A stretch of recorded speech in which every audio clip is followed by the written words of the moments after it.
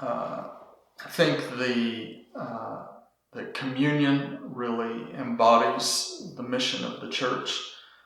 Paul outlines in 1 Corinthians 11 that as often as you eat of the bread and the drink, that you proclaim his death until he comes, and that Jesus' institution of communion really embodies the mission of the church and the heart of the gospel, that there's a proclaiming of the death and the sacrifice that God ordained for the Messiah, and that this is the heart of the church's witness, the proclamation of his death.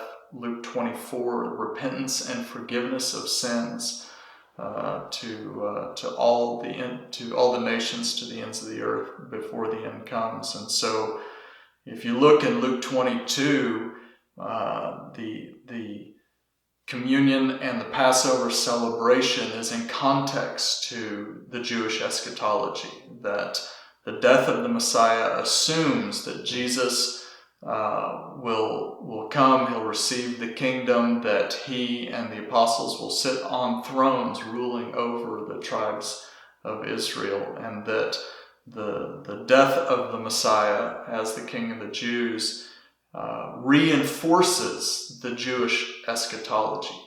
There is no pretense in the death of the Messiah.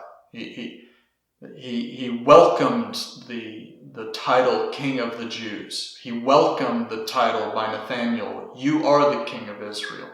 He says, "You'll see greater things than this. You'll see the heavens open," which is Jewish intertestamental tradition.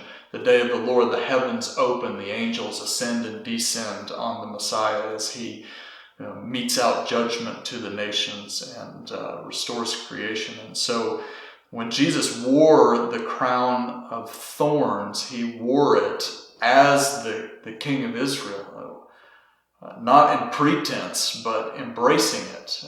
It would be some kind of cruel and sick joke to go through that kind of suffering on behalf of the Jewish expectations, but you're not actually doing it for that.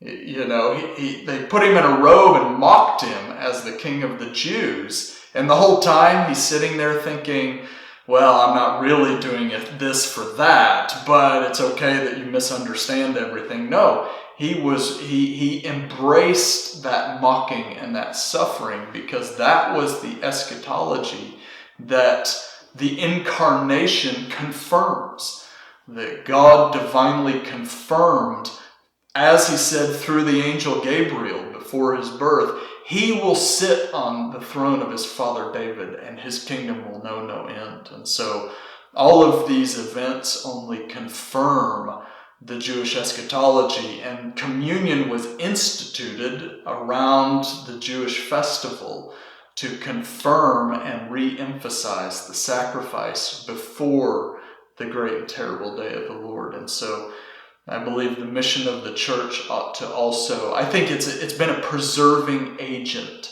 through the ages. That communion is the center of the life and meeting of the church, and it preserves the church's witness around the death of the Messiah, even when all kinds of other things have changed and been redefined.